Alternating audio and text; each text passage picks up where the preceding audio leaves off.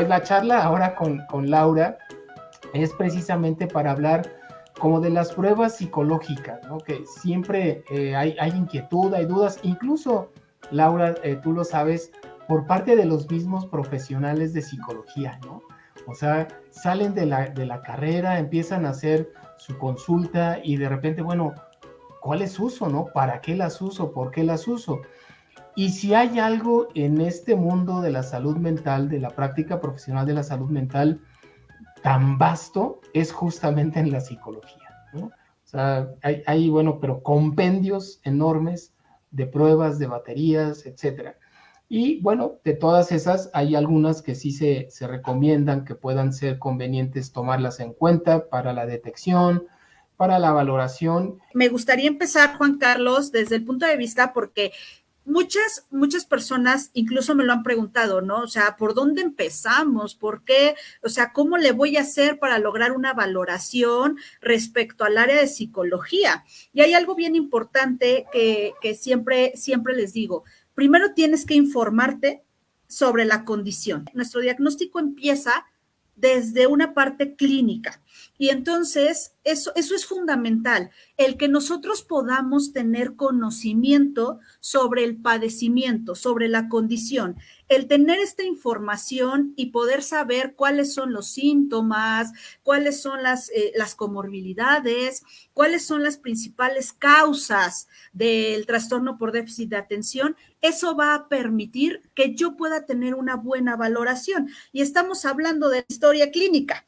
Entonces, esta historia clínica tiene que ser lo más detallada posible para que asimismo tengamos información necesaria. ¿Información necesaria con qué? Y con base a qué, pues hay ciertos factores, como bien lo sabemos, que predisponen la aparición del TDAH, como por ejemplo la carga genética.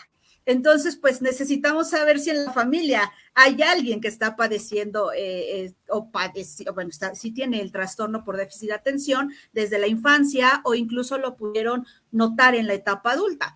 Entonces, el hecho de los antecedentes heredofamiliares, hay ciertas condiciones prenatales, perinatales, postnatales, que pueden ser una constante, no determinante de TDA, pero es una constante. Y entonces, a partir de esto, nosotros también tenemos que pues tener esta cultura respecto al conocimiento que nos dan las enfermedades mentales, en este caso las condiciones mentales, ¿para qué? Para que podamos tener una historia clínica adecuada. La historia clínica nos va a dar mucha información en la que nosotros vamos a tener justamente pues una gama de posibilidades para predisponer si existe o no existe la posibilidad de que pudiera adquirirse. Con esto no quiero decir que la historia clínica sea todo. En la historia clínica me puede parecer que no y al final puede ser que sí o viceversa, pero la historia clínica es fundamental. Tenemos que tener claro lo que estoy diciendo, toda esta cuestión de antecedentes heredofamiliares, la cuestión de antecedentes prenatales, perinatales, postnatales, las etapas de desarrollo, toda esta parte de cuando empezó a caminar, cuando se sentó solito, toda la cuestión del lenguaje, balbuceo, primeras palabras, primeras frases, control de esfínteres, porque a partir de eso vamos a empezar a notar ciertos aspectos que empiezan a causar cierto ruido. Y entonces a partir de eso es que se va a decidir qué es lo siguiente a tener una valoración adecuada. Con el trastorno por déficit de atención e hiperactividad no tenemos marcadores biológicos. Desafortunadamente no contamos con alguna prueba como una prueba de sangre o de laboratorio o una imagen incluso del cerebro, ¿no? Los estudios que se mandan a hacer, al menos desde el punto de vista médico, es porque hay que descartar otros problemas de salud que pudieran estar expresando síntomas de inatención o de hiperactividad e inclusive de impulsividad.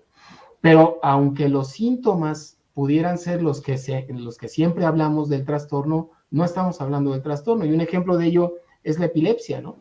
Claro. O sea, se manda a hacer un electroencefalograma porque justamente en la historia clínica sospechas de que pudiera haber un foco epileptoide, mandas a hacer el electro y observas, y bueno, si hay evidencia de que se confirme el diagnóstico de epilepsia, las manifestaciones clínicas de esta epilepsia pudieran ser inatención, incluso hiperactividad e impulsividad. Pero entonces el diagnóstico es otro y el tratamiento es otro.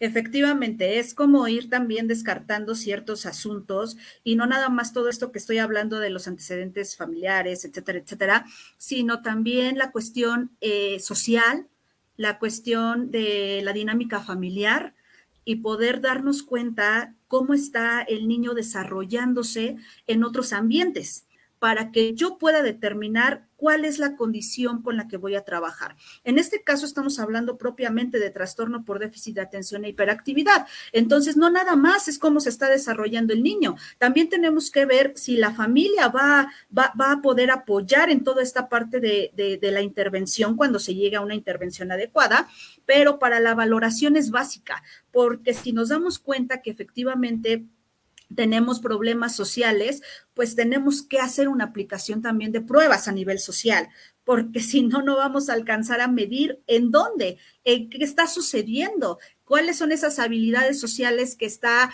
pues teniendo deficientes, si son básicas, si son complejas, en dónde estamos situados para poder dar un buen resultado. Esa es la parte primordial del seguimiento, de lo que tenemos que hacer como profesionales a nivel psicología.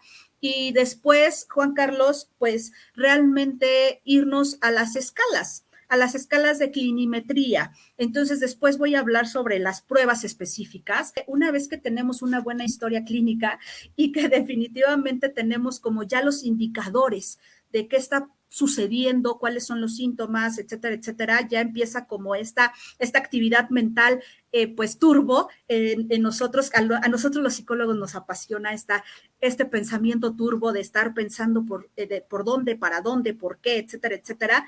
Pues una buena opción es aplicar una serie de cuestionarios, ¿no? Los cuestionarios nos van a determinar los síntomas y la gravedad de los mismos. La historia clínica e incluso la posición del profesional de la salud en los más pequeños va a ser más rigurosa que en los mayores, ¿no? Al menos hablando del aspecto del trastorno por déficit de atención y hiperactividad, claro, ¿no? También porque, pues para un pequeñito, las respuestas a un interrogatorio pues tienen que ser a través de una metodología distinta, ¿no? Claro. En el caso de un adolescente, un joven o un adulto incluso, bueno, uno puede directamente hacerle la pregunta tal cual, ¿no? Y entonces, ¿por qué decidir ciertas pruebas, no? Porque con base justamente a lo que creo que tú ya observaste en la historia clínica, decides cuál prueba, como en la parte de la historia clínica médica. ¿Por qué decidir mandar a hacer un electroencefalograma? No se lo vas a mandar a hacer de cajón a todos los pacientes, ¿no? Porque la historia clínica justifica una determinada prueba o examen para descartar otros problemas. Y en el caso, me parece que de la psicología, también hace uso de estos recursos, de las pruebas, los cuestionarios, los instrumentos de tamizaje, en fin, ya no los explicarás, precisamente para poder encontrar con mayor precisión la parte de la afectación de un diagnóstico y con base en ello diseñar la estrategia terapéutica.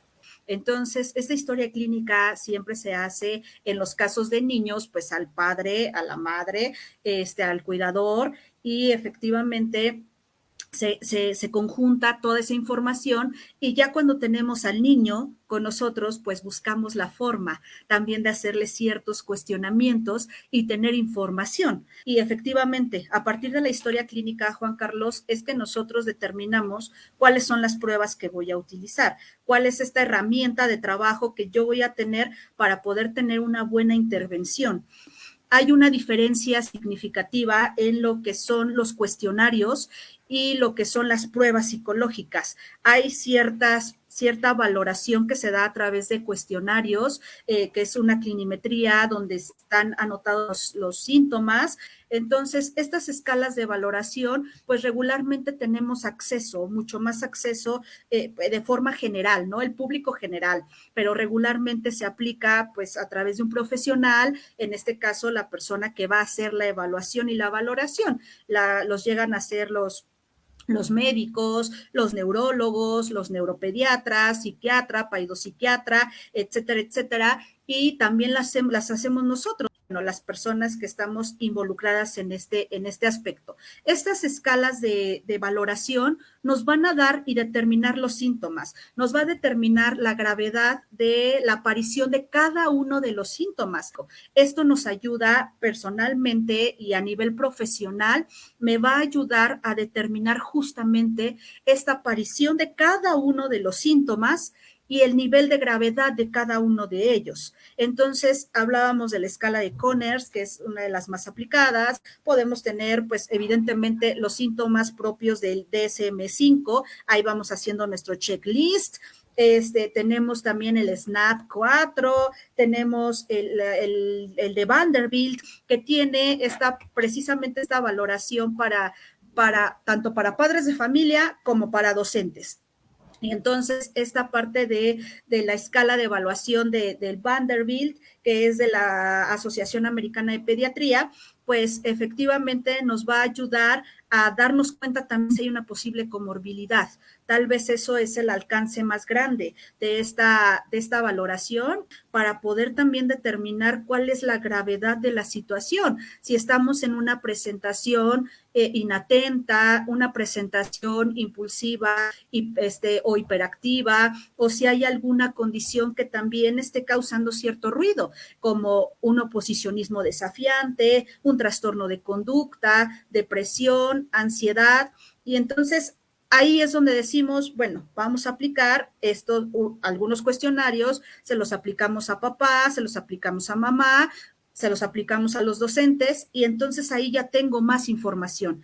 Tengo toda la historia clínica, pero ya también tengo mi escala que me va a permitir darme cuenta cuál es la gravedad de la situación y hacia dónde van encaminados los síntomas, porque entonces no voy a aplicar la misma batería de pruebas que con una persona que tenemos la predominancia de inatención, como con la persona que tenemos la predominancia de impulsividad, hiperactividad, y además no voy a aplicar lo mismo si tengo otras condiciones adicionales. La escala de valoración tampoco es determinante, o sea, no es concluyente. Nos acerca un poco más o nos aleja de ese diagnóstico. Pero una vez teniendo la suma de la información que nos brindaron papá, mamá, tal vez cuidadores, maestros de la escuela donde está el niño o la niña, tenemos entonces también que hacer uso de la semiología para entender lo que nos respondieron. ¿Qué significa esto de la semiología? Poder comprender qué nos quisieron decir en sus respuestas. Y esa parte a mí me gusta mucho, Laura, porque es cuando puedes ahondar más en conocer cómo responden las personas y te ayuda para de verdad poderte acercar de una manera más precisa justamente al diagnóstico. Y para eso ya tienes la historia clínica, ya tienes unas respuestas del Vanderbilt, por decir, bueno, ¿y luego? ¿Ahora qué? Claro, efectivamente tenemos que empezar a medir los procesos cognitivos de forma aislada, porque si no, pues efectivamente no vamos a tener un resultado de forma adecuada. Y vienen las pruebas psicológicas, evaluar cada uno de los procesos cognitivos. Y entonces estamos hablando de procesos cognitivos que ya en la historia clínica nos dimos cuenta que nos están indicando son deficientes, y a partir de eso es que empieza esta valoración psicológica con pruebas validadas y estandarizadas. Deben de tener esta validez a nivel población que me va a dar los resultados apropiados para el rango de edad en el que yo la voy a aplicar. O sea que podemos decir que es la manera de tener un sustento de validez científica en el aspecto psicológico. Entonces, estas que hablábamos incluso, ¿no? Desde los instrumentos anteriores, pues tienen esa validez y esa estandarización. Entonces, También, obviamente que además hay otras que son de uso gratuito y otras tienen un costo, ¿no? Que también ya Claro. depende de cuáles sean. Entonces, habrá ciertas pruebas que estén estandarizadas para varias poblaciones, habrá otras que solamente será por países, pero hay que estudiarle. Entonces, y no nada más es darnos cuenta si está validada o estandarizada. Debemos de saber aplicar la prueba, debemos saber calificar la prueba y debemos saber interpretar la prueba. Con los diagnósticos hay que tener mucho cuidado, hay que revisarlos una, dos, tres veces para que tengamos pues esa confianza de poder estarlo brindando. Y entonces, una vez que tenemos ya toda esta parte, pues ahora sí, lo decía hace un ratito, tenemos que buscar la manera de medir cada uno de los procesos cognitivos que estén ya ahí marcaditos en nuestra historia clínica, que decimos, pues tenemos que evaluar memoria, tenemos que evaluar atención, tenemos que evaluar ejecutivas, tenemos que evaluar percepción visual, tenemos que evaluar lenguaje, tenemos que evaluar inteligencia. Entonces, ¿qué tenemos que hacer? Pues un diagnóstico integral. Además, tenemos que evaluar el área emocional y tenemos que evaluar el área social. Ahora sí, ¿qué pruebas necesito? Vamos a hablarlo de una forma un poco general, por decirlo de alguna manera, pues, ¿cuáles podrían ser estas pruebas que utilizamos? Pues la prueba de Bender, que es, vamos a ver la parte de la edad cronológica versus la edad de neurodesarrollo. Hay una constante, ¿no? Y la práctica profesional y el hecho de la experiencia también te va dando ciertos indicadores que hacen que tú mismo notes el hecho de cuáles son las más adecuadas para el niño. Es a lo que le llamo el ojo clínico. Eso se va desarrollando conforme vas adquiriendo la experiencia que es necesaria y además el conocimiento, porque el conocimiento es básico. Número dos, pues tenemos que ahora sí empezar a decidir cuáles son estas otras pruebas. Te puedo decir que para poder evaluar la inteligencia, pues podemos utilizar las escalas de Wechsler. Para preescolares es el WIPSI, para escolares WISC, para adultos WISE. Si queremos evaluar la cuestión de percepción visual, podemos utilizar el test de percepción visual de Frostig, donde nos va a marcar también la edad de cada uno de estos aspectos que se evalúan, como es figura fondo, copia, velocidad visomotora, etcétera, etcétera, que van a ir marcando cada una de estas edades y podemos ver desfase en alguno de ellos. Podemos aplicar subescalas en donde está marcada la atención, tenemos tanto en la de trastornos de aprendizaje, en el Baneta, como en el ENI, tenemos sus propias subescalas de atención, ahí podemos determinar si hay bajas o no hay bajas. En la evaluación neuropsicológica infantil, ¿qué te puedo decir? Es una de las pruebas más completas, donde podemos ver habilidades construccionales, podemos ver memoria de codificación, memoria diferida, podemos evaluar atención, podemos evaluar funciones ejecutivas, habilidades cognitivas, habilidades académicas, y efectivamente estos resultados de cada una de las pruebas pues vamos a irlos marcando para ver de forma aislada, como lo dije hace un ratito, cada uno de los procesos. O sea, la intervención va a depender justamente de eso. E incluso se vuelven estas evidencias en tu línea de arranque, ¿no? O sea, si ya ubicas estas deficiencias, en teoría la intervención psicológica que de ahí se desprenda, con el tiempo, al volver a evaluar el caso, tendría que verse modificado favorablemente. También tenemos que aprender a ver cuáles son los procesos que nos van a ayudar a compensar ciertas bajas que vamos a ir adquiriendo, que vamos a ir obteniendo más bien en los resultados. Vamos a determinar si el paciente requiere pues una intervención cognitivo-conductual, requiere una intervención neuropsicológica, requiere una terapia de juego, requiere una terapia de lenguaje, requiere solamente una terapia emocional y bueno, eso también es parte de las habilidades que se tienen que adquirir, sea cual sea, debemos de dar un resultado que pueda determinar cuál es este proceso de intervención y que justamente empecemos a notar ciertos cambios. O sea, tendríamos que de forma profesional hacer revaloraciones. y medir si nuestra intervención está siendo adecuada o no está siendo adecuada. Eso también es bien importante porque efectivamente no tenemos indicadores biológicos, tenemos indicadores cognitivos y no son tan sencillos de medir, de evaluar y de poder intervenir. Entonces, también algo que tengo que decir, Juan Carlos, es que esto es un proceso y no es un proceso sencillo. Vamos a hacer una revaloración en 6 meses, sí, pero la realidad es que no lo sé, porque va a depender no nada más de mí, va a depender también de ustedes y también va a depender de los otros profesionales que estén involucrados, va a depender también de la escuela.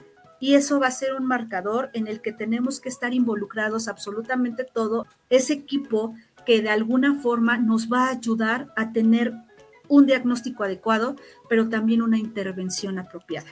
Hay que resaltar que en el caso del trastorno por déficit de atención e hiperactividad, el tratamiento hoy por hoy que tiene mayor evidencia científica es el que conocemos como el tratamiento multimodal. Exacto. El trabajo psicológico no va a suplir el tratamiento del neuropediatra, por ejemplo, ¿no? O la intervención psicológica no va a compensar las adecuaciones curriculares de la escuela. Entonces, por eso es importante el tratamiento multidisciplinario en donde todos estemos a la par y estemos trabajando con el mismo objetivo.